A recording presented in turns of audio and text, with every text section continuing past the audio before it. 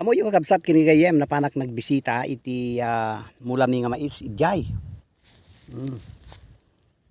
Naudi nga mulami kakabsat na ita nga mais. So palubos ti apo into Lunis mabalin nga abunwan minton. Tapno kasta ke napintas iti paragdakkel na kakabsat. So napintas iti tubo na kakabsat. Kaya nalang to iti mulmula nga mais dita mandana dita kakabsat. So kastoy kakabsat napintas iti tiyempo dito ayan may tadanda ni manay na tumudo at kastoy kakabsat gawid ako ta nakabisitak betan ne gargaro den sapay ka dita anak nga makagulat dito do.